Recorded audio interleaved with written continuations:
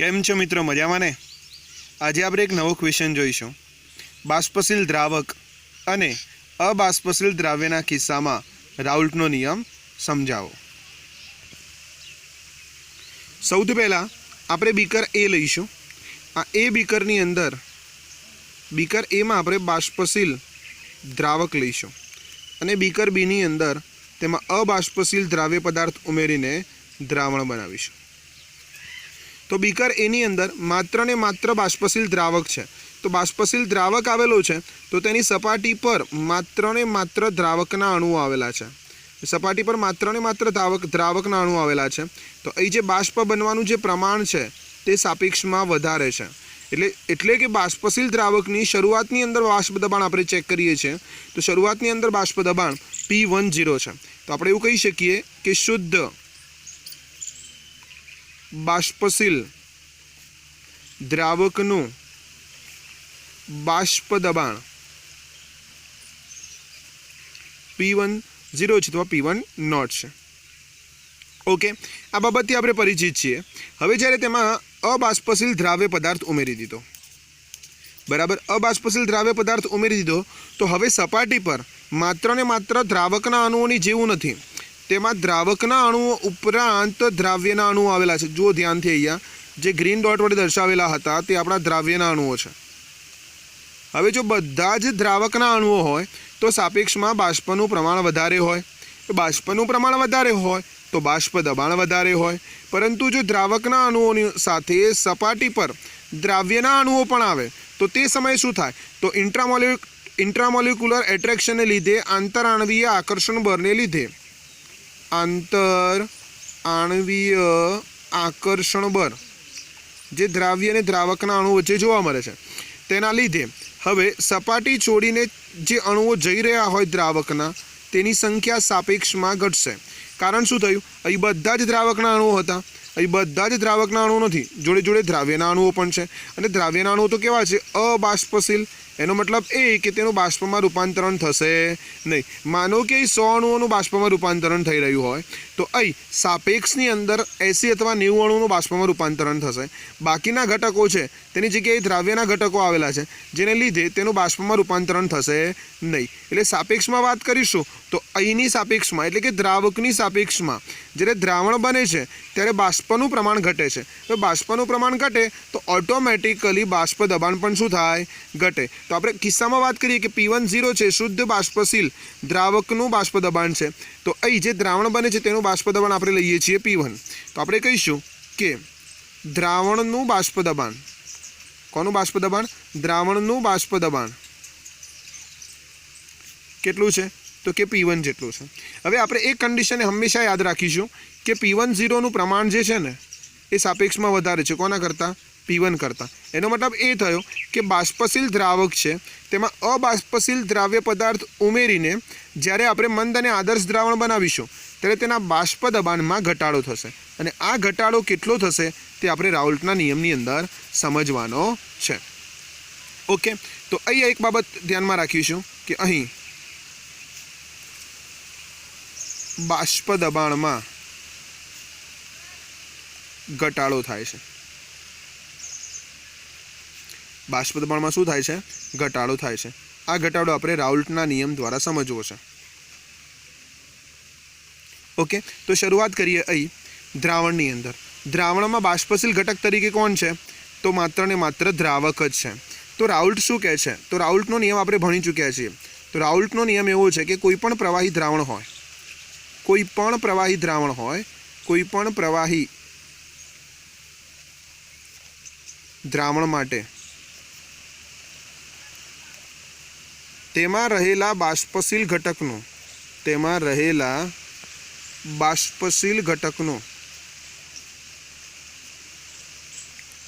બાષ્પ દબાણ એ તેના મોલ અંશના સમપ્રમાણમાં હોય છે. તેના મોલ અંશના સમપ્રમાણમાં હોય છે. ઓકે, તો અહીં P1 છે તો P1 ચલે છે x1 થશે, બરાબર. જ્યાં x1 શું છે? तो कि x1 દ્રાવકના મૂલંશ છે. કોના મૂલંશ છે? દ્રાવકના મૂલંશ છે. શામાં રહેલા?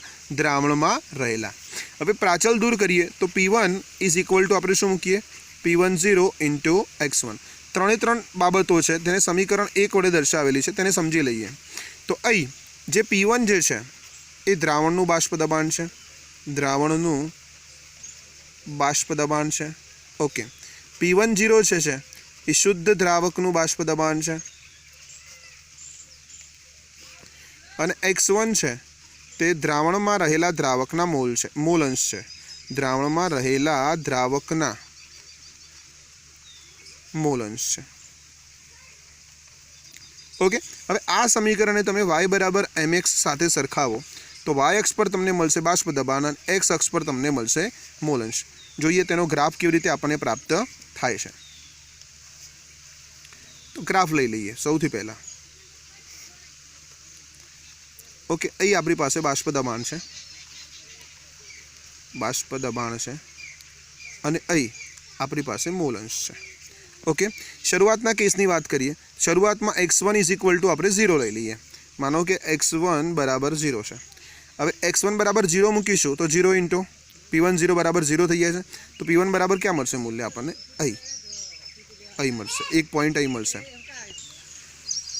હવે x1 બરાબર 0 ને બદલે x1નું મેક્સિમમ મૂલ્ય કેટલું હોઈ શકે? તો x1 ઇઝ ઇક્વલ ટુ 1 હોઈ શકે મેક્સિમમ. બરાબર. તો maximum value x1 is equal two 1 હોઈ શકે. તો x1ની વેલ્યુ તમે મૂકશો આ સમીકરણની અંદર તો P1 બરાબર શું આવશે? P10. That means maximum value આવશે. માનો કે એ વેલ્યુને આપણે અહીં દર્શાવીએ.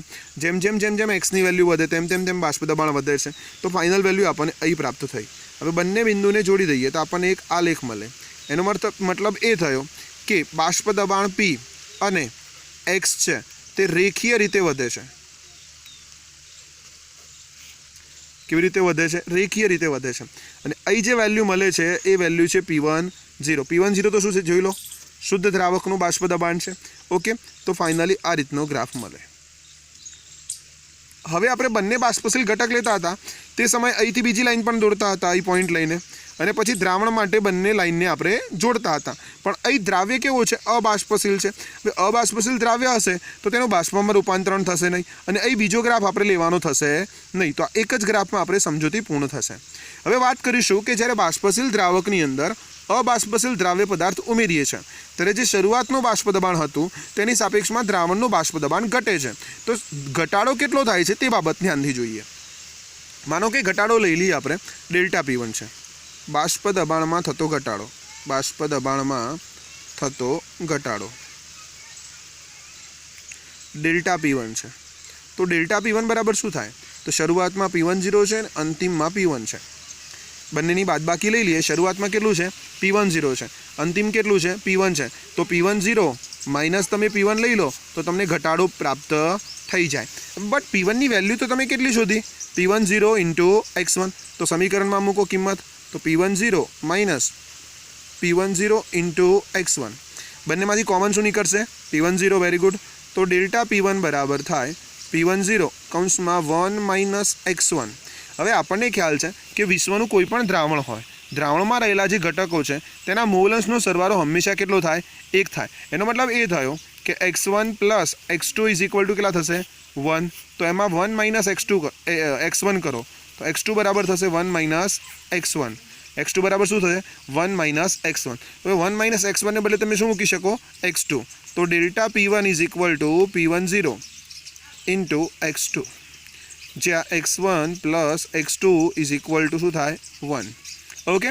હવે વાત કરીશું P10 ને નીચે લાવીશું તો delta P1 upon P10 is equal to થશે x2. ડેલ્ટા P1 ને બદલે શું છે? P10 minus P1. તો મૂલ્ય મૂકીએ તો P10 minus P1 upon P10 is equal to શું થાય? x2. હવે x1 એ કોના મૂલંશ હતા? દ્રાવકના. તો x2 એ કોના મૂલંશ થાય? દ્રાવ્યના. ઓકે. હવે P10 માઇનસ P1 હતો ને તે બાષ્પ દબાણમાં થતો ઘટાડો હતો. બરાબર. પણ એના ડિવાઇડેડ બાય આપણે P10 લઈએ છીએ તો તે સમયે માત્ર ને માત્ર આપણે એવું નથી કહેતા બાષ્પ દબાણમાં થતો ઘટાડો આપણે લઈએ છીએ બાષ્પ દબાણમાં થતો સાપેક્ષ ઘટાડો. શબ્દને ધ્યાનથી સમજજો. બાષ્પ દબાણમાં થતો સાપેક્ષ ઘટાડો. કેવો ઘટાડો? બાષ્પ દબાણમાં થતો સાપેક્ષ ઘટાડો. Relative lowering in vapor pressure. ઘણીવાર એને RLVP પણ કહે છે. RLVP બરાબર. એક સંખ્યાત્મક ગુણધર્મ છે જે આપણે ભવિષ્યના લેક્ચરની અંદર શીખવાના છીએ. હાલ આપણે સમજી લઈએ કે બાષ્પ દબાણમાં થતો સાપેક્ષ ઘટાડો. ડેલ્ટા P1 લો છો તો માત્ર ઘટાડો છે, પણ P10 ની સાપેક્ષ વાત કરીએ છીએ, જ્યારે બાષ્પશીલ દ્રાવકની સાપેક્ષ વાત કરીએ છીએ ત્યારે આપણે એક શબ્દનો ઉપયોગ કરીશું, બાષ્પ દબાણમાં થતો સાપેક્ષ ઘટાડો. તો હવે રાઉલ શું કહે છે કે જ્યારે બાષ્પશીલ દ્રાવકની અંદર અબાષ્પશીલ દ્રાવ્ય પદાર્થ તમે ઉમેરો છો તે સમયે જે બાષ્પ દબાણમાં થતો સાપેક્ષ ઘટાડો છે, દ્રાવણમાં બાષ્પ દબાણમાં થતો જે સાપેક્ષ ઘટાડો છે તે કોના મોલ અંશને સમપ્રમાણમાં હોય છે? દ્રાવ્યના મોલ અંશને સમપ્રમાણમાં હોય છે. તો દ્રાવ્ય તમે જો વધારે ઓગાળશો તો દ્રાવ્ય અને દ્રાવક વચ્ચે આંતરાણવીય આકર્ષણની ક્રિયા વધારે જોવા મળશે, સપાટી પર દ્રાવ્યના અણુઓ વધારે જોવા મળશે, તો બાષ્પ દબાણમાં ઘટાડો વધારે જોવા મળશે. તો ઇનડાયરેક્ટલી જે બાષ્પ દબાણમાં ઘટાડો થઈ રહ્યો છે એની અંદર મહત્તમમાં મહત્તમ ફાળો કોનો છે? તો દ્રાવ્યનો છે. માટે અહીં દ્રાવ્યના મોલ અંશના સમપ્રમાણમાં હોય છે. બરાબર. આ થઈ ગયો રાઉલ્ટનો આપણો બીજો નિયમ. હવે x2 બરાબર તમે શું મૂકી શકો? દ્રાવ્યના મોલ અંશ બરાબર શું થાય? દ્રાવ્યના મોલ ડિવાઇડેડ બાય કુલ મોલ. માટે P10 minus P1 upon P10 is equal to શું થશે? સમજો. P10 minus P1 upon P10 is equal to થશે x2 છે તો N2 divided by N1 plus N2. બરાબર. હવે N1 પ્લસ N2ની સાપેક્ષમાં વાત કરી, પણ N1નું મૂલ્ય તો ખૂબ વધારે હોય છે અને તેની સાપેક્ષમાં N2નું મૂલ્ય ઓછું હોય છે. જો સમજી લો, વધારે ને ઓછું કેવી રીતના લેવામાં આવે તો 100ની સાપેક્ષમાં 5% હોય, 7% હોય, 10% હોય તો ઓછું કહેવાય. પરંતુ જો 100ની સાપેક્ષમાં 50% હોય કે 40% હોય તે સમયે તમે અવગણી શકો નહીં. આ બાબત ધ્યાન રાખજો, એક્ઝામ્પલમાં તમને વધારે કામ લાગશે. ફરીથી હું વાક્ય બોલું છું કે 100ની સાપેક્ષમાં 5 ગ્રામ હોય કે 10 ગ્રામ હોય તો તમે અવગણી શકો છો. બરાબર. પરંતુ 100ની સાપેક્ષમાં 40 ગ્રામ કે 50 ગ્રામ હોય તો તે સમયે તમે અવગણી શકો નહીં. સાપેક્ષમાં ઓછું પ્રમાણ હોય ત્યારે આપણે અવગણીશું, પરંતુ કમ્પ્લીટ પ્રમાણ હોય, 50% પ્રમાણ હોય, 40% પ્રમાણ હોય તો આપણે તે સમયે એક્ઝામ્પલમાં અવગણીશું નહીં. આ બાબત યાદ રાખજો, અથવા પેન્સિલથી નોંધવી હોય તો તમે નોંધી પણ શકો છો. ઓકે. તો અહીં P10 minus P1 upon P10 બાષ્પ દબાણમાં થતો ઘટાડો નહીં, સાપેક્ષ ઘટાડો. કેવો ઘટાડો? સાપેક્ષ ઘટાડો એ દ્રાવ્યના મોલ અંશના સમપ્રમાણમાં હતો, તો દ્રાવ્યના મોલ અંશને બદલે આપણે મૂકી દીધા N2 divided by N1 plus N2. હવે N1ની સાપેક્ષમાં N2નું મૂલ્ય ઓછું છે માટે તેને તમે અવગણો છો, તો તે સમયે શું થશે? P10 minus P1 upon P10 is equal to N2 divided by N1. બરાબર. હવે મોલ બરાબર શું થશે? વજન ભાગ્યા આણવીય દર. તો P10 minus P1 upon P10 is equal to W2 divided by MW2 into W1 divided by MW1. બરાબર. હવે દરેક પદની સમજૂતી આપી દઈએ. તો P10 આપણને ખ્યાલ છે શુદ્ધ દ્રાવકનું બાષ્પ દબાણ છે. બરાબર. P1 છે તે દ્રાવણનું બાષ્પ દબાણ છે. W2 શબ્દ કોના માટે વપરાયો છે? ધ્યાનથી જોઈ લો. દ્રાવ્ય માટે. પહેલાં શું લીધો? દ્રાવક. ફર્સ્ટ શું લીધો? દ્રાવક. સેકન્ડ તેમાં શું મેળવ્યું? દ્રાવ્ય. ફર્સ્ટ શું લીધો? દ્રાવક. ફરીથી ફર્સ્ટ શું લીધો? દ્રાવક. સેકન્ડ નંબર પર શું મેળવ્યું? દ્રાવ્ય. ફરીથી ફર્સ્ટ શું લીધો? દ્રાવક. સેકન્ડ નંબરમાં શું મેળવ્યું? દ્રાવ્ય. તો અહીં સેકન્ડ નંબર પર છે તેને શું કહીશું? દ્રાવ્ય. તો W2 બરાબર કોનું વજન થાય? દ્રાવ્યનું વજન થાય. ઓકે. MW2 બરાબર કોનું આણવીય દર થાય? દ્રાવ્યનું આણવીય દર થાય. ઓકે. W1 બરાબર કોનું થાય? તો દ્રાવકનું વજન થાય અથવા દર થાય. અને MW1 બરાબર શું થાય? તો દ્રાવકનું આણવીય દર થાય. હવે જે આ સમીકરણ આવ્યું, આ સમીકરણ very very very most IMP છે, સિમ્પલ બોર્ડના ક્વેશ્ચન માટે પણ અને JEE નીટ માટે પણ. તો આ સમીકરણને આપણે ફર્સ્ટ ક્લાસ અંડરલાઇન કરીશું. દરેક બાળક પોતાની ટેક્સ્ટબુકની અંદર આ સમીકરણને હાઇલાઇટ કરશે અને આ સમીકરણ વડે આપણે ભવિષ્યમાં જીનીટના એક્ઝામ્પલ પણ ગણવાના છે અને સ્વાધ્યાયના એક્ઝામ્પલ પણ ગણવાના છે. JEE નીટ માટે very very very most IMP સમીકરણ. ओके, फरी एक बार बोली जाइए समीकरण P10 minus P1 upon P10 is equal to W2 divided by MW2 into MW1 divided by W1 अथवा तो N2 upon N1 N2 upon N1 याद रखशो तो तमने सरळताथी याद रही जशे अने तमारुं काम पण थई जशे। ओके, तो फाइनली आखा क्वेश्चन ने फरी एक बार जोई लईए कि क्वेश्चन आपने शू कहेवा मांगे छे। शरूआत शानाथी करी हती? बाष्पशील द्रावकनी। बाष्पशील द्रावकनुं बाष्प दबाण केटलुं हतुं मित्रों? P10 जेटलुं। तेनी अंदर तमे नंबर 2 पर शुं उमेर्युं? अबाष्पशील द्राव्य पदार्थ। अबाष्पशील द्राव्य पदार्थ उमेर्युं એટલે सपाटी पर द्राव्यना अणुओ साथे द्रावकना अणुओ आवी गया, तेथी सपाटी पर द्रावकना अणुओनी संख्या घटी, तेथी बाष्प दबाण घट्युं। तो फाइनली बाष्प दबाण केटलुं थयुं? P1। P1 कोनुं बाष्प दबाण आव्युं? द्रावणनुं। ओके, तो P10 ની સાપેક્ષમાં P1 શું છે? ઓછું છે, તો બાષ્પ દબાણમાં શું થયો? ઘટાડો। સમજીએ બાષ્પ દબાણમાં ઘટાડો કેવી રીતે સમજાવી શકાય, બરાબર? તો અહીં આપણે એના પછી નેક્સ્ટ નંબર પર ગયા, તો નેક્સ્ટ નંબર પર શું લીધું? તો રાઉલ્ટનો નિયમ આપણે એપ્લાય કર્યો। રાઉલ્ટના નિયમમાં શું કહે છે કે રાઉલ્ટનો નિયમ એવું કહે છે કે કોઈપણ દ્રાવણમાં બાષ્પશીલ ઘટકનું જે આંશિક દબાણ છે, બાષ્પ દબાણ અથવા આંશિક દબાણ છે, તે તેના મૂળ અંશના સમપ્રમાણમાં હોય છે। અહીં બાષ્પ દબાણ શબ્દ વાપરેલો છે, બાષ્પશીલ ઘટક છે એટલે તમે ત્યાં તમે આંશિક દબાણ શબ્દનો ઉપયોગ પણ કરી શકો। તો P1 બરાબર શું થયું? તો P1 ચલે છે x1, चले छे निकाली दीधुं आपणे। तो P1 is equal to P10 into x1, ज्यां P1 बराबर शुं हतुं? द्रावणनुं बाष्प दबाण। P10 शुं हतुं? शुद्ध द्रावकनुं बाष्प दबाण। अने x1 शुं हतुं? द्रावणमां रहेला द्रावकना मूलंश। कोना मूलंश? द्रावकना।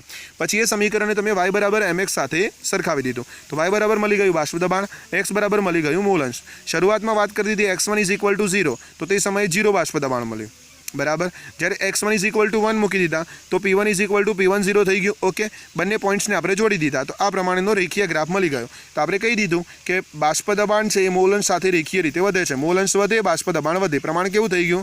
સમપ્રમાણ। ઓકે, કન્ફર્મ लॉक किया जाए। ओके, तो एना पछी नंबर 2 पर बाष्प दबाणमां थतो घटाडो कैल्क्युलेट करवानो आव्यो। तो बाष्प दबाणमां थतो घटाडो डेल्टा P1 बराबर शुं लई लीधुं? शरूआतमां हतुं बाष्प दबाण P10 अने अंतमां जे P1 बंनेनी बादबाकी करी लीधी तो आपणे बाष्प दबाणमां थतो घटाडो प्राप्त थयो। बट P1 बराबर आपणे शुं मूकी दीधुं? P10 into x1। तो P1 minus P10 into x1, बंनेमांथी P10 common लई लीधा तो P10 बराबर 1 minus x1। Okay, 1 minus x1 बराबर शू थाय? तो x1 plus x2 is equal to 1। द्रावणमां रहेला दरेक घटकना मूल अंशनो सरवाळो हमेशा 1 जेटलो थाय छे। ओके, आ नियम छे। तो 1 माइनस x1 ने बदले शू मूकी दीधुं? x2। हवे P10 ने आपणे नीचे लई जईए छे, कारण के हवे आपणे रिलेटिव लोवरिंग वेपर प्रेशर जोईए छे। मतलब शुं? बाष्प दबाणमां थतो सापेक्ष घटाडो जोईए छे। मात्र घटाडो नहीं, केवो घटाडो? सापेक्ष घटाडो। तो P10 ने आपणे नीचे लई गया तो जवाब शुं आव्यो? x2। हवे x2 એટલે કોના મૂલ અંશ? દ્રાવ્યના મૂલ અંશ। માટે આપણે એવું કહી શકીએ કે જ્યારે બાષ્પશીલ દ્રાવકમાં અબાષ્પશીલ દ્રાવ્ય પદાર્થ ઉમેરીને મંદ અને આદર્શ દ્રાવણ બનાવવામાં આવે, કયો શબ્દ વાપરું છું? મંદ અને આદર્શ દ્રાવણ બનાવવામાં આવે તો તે સમયે બાષ્પ દબાણમાં થતો સાપેક્ષ ઘટાડો P10 minus P1 upon P10, બાષ્પ દબાણમાં થતો સાપેક્ષ ઘટાડો કોના મૂલ અંશના સમપ્રમાણમાં હોય છે? દ્રાવ્યના મૂલ અંશના સમપ્રમાણમાં। કોના મૂલ અંશના સમપ્રમાણમાં? દ્રાવ્યના મૂલ અંશના સમપ્રમાણમાં। બોલો તો બધા એક સાથે, P10 minus P1 is equal to શું થાય? x2, દ્રાવ્યના મૂલ અંશ। ઓકે, હવે x2 બરાબર શું મૂકી શકીએ આપણે? N2 upon N1 plus N2। Okay, तो N1 ની સાપેક્ષમાં N2 નું મૂલ્ય ખૂબ જ ઓછું હોય। 100 ની સાપેક્ષમાં 5 હોય તો તમે અવગણી શકો, 100 ની સાપેક્ષમાં 40-50 હોય તો અવગણી શકાય નહીં। ઓકે, તો પછી થાય P10 minus P1 is equal to N2 upon N1। N2 બરાબર મૂકી દીધા આપણે W2 ડિવાઇડેડ બાય MW, વજન ભાગે આણવીય દર। N1 બરાબર મૂકી દીધું વજન ભાગે આણવીય દર। તો ફાઇનલી આપણને ફોર્મ્યુલા પ્રાપ્ત થઈ ગયો। હવે જોઈ લે આ ક્વેશ્ચનને લખવો કેવી રીતે, બરાબર? आ प्रमाणे एक सरस मजानी फिगर ड्रॉ करीशुं। बाष्पशील द्रावक लखीशुं, P10 तेनुं बाष्प दबाण छे, त्यारबाद अबाष्पशील द्राव्य पदार्थ उमेरीने द्रावण बनावीशुं जेनुं बाष्प दबाण छे P1। पछी आपणे कंडीशन एप्लाय करीशुं कि P10 नुं मूल्य हमेशा वधारे छे, सापेक्षमां P1 नुं मूल्य केवुं हशे? ओछुं हशे, बराबर। अहीं द्रावकना मूल अंश केटला छे? x1, तो x2 बराबर केटला थाय? तो द्राव्यना मूल अंश थाय। ओके, तेना पछी आपणे वर्णन लखीशुं कि आकृति एमां दर्शाव्या प्रमाणे द्रावकनी सपाटी पर मात्र बाष्पशील घटको आवेला छे जेनुं बाष्प दबाण केटलुं छे? P10। જ્યારે આકૃતિ બીમાં દર્શાવ્યા પ્રમાણે જ્યારે અબાષ્પશીલ દ્રાવ્ય પદાર્થ ઉમેરીને દ્રાવણ બનાવવામાં આવે છે ત્યારે પ્રવાહીની સપાટી પર બાષ્પશીલ દ્રાવક ઉપરાંત દ્રાવ્યના અણુઓ છે જે ગ્રીન ડોટ્સથી દર્શાવેલા છે તે આપણા દ્રાવ્યના અણુઓ આવેલા છે। તેથી સપાટી પરથી છૂટા પડીને જતા દ્રાવકના અણુઓની સંખ્યા ઘટે છે। તેથી દ્રાવકના અણુઓની સંખ્યા સાપેક્ષમાં શું થઈ રહી છે? ઘટી રહી છે। અહીં માનો કે અહીં 100 મોલેક્યુલ છે, बराबर है। भाई सापेक्षनी अंदर 70 to 80 मोलेक्युल है, तो ते समये बाष्प दबाणनुं मूल्य शुं थई रह्युं छे? घटी रह्युं छे, जेने आपणे शाना वडे दर्शावेल छे? P1 वडे दर्शावेल छे। हवे द्रावणनुं बाष्प दबाण आपणे केल्क्युलेट करवुं छे, तो तेना माटे शुं करीशुं? राउल्टनो नियम छे के कोईपण द्रावण माटे द्रावणमांना बाष्पशील घटकनुं आंशिक दबाण अथवा तो बाष्प दबाण ते तेना मूल अंशना समप्रमाणमां होय छे। हवे द्रावक तरीके आपणे 1 नंबर आपेलो छे, माटे P1 चले छे x1 बराबर, चले छे प्रमाण दूर कर्युं तो P1 इज इक्वल टू आवे P10 इंटू x1, ज्यां x1 बराबर द्रावकना मूल अंश छे, P1 बराबर द्रावणनुं आंशिक दबाण छे, P10 बराबर शुद्ध द्रावकनुं आंशिक दबाण छे। आ द्रावणनुं छे, आ द्रावकनुं छे। ओके, समीकरण 1 छे तेने y बराबर mx + c साथे सरखावता बराबर, तो P10 बराबर शुं मळशे? तो स्लोप मळशे। x1 बराबर तमने x अक्ष मळशे अने P1 बराबर शुं मळशे? y अक्ष એટલે કે બાષ્પ દબાણ। જ્યારે x1 ની વેલ્યુ તમે 0 લઈ લેશો તો અહીં તમને 1 પોઈન્ટ મળશે, અને જ્યારે x1 ની વેલ્યુ તમે 1 લઈ લેશો તો તમને અહીં 1 પોઈન્ટ મળશે। બંને પોઈન્ટને તમે મેચ કરી દેશો તો તમને એ ખ્યાલ આવશે કે જેમ જેમ મોલ અંશ વધે છે તેમ તેમ તે બાષ્પ દબાણ શૂન્યથી શરૂ કરીને शुद्ध द्रावकना बाष्प दबाण सुधी रेखीय रीते वधे छे। केवी रीते? शून्यथी शरू करीने द्रावकना बाष्प दबाण सुधी केवी रीते वधे छे? रेखीय रीते वधे छे। जोईए हवे relative lowering of vapour pressure RLVP।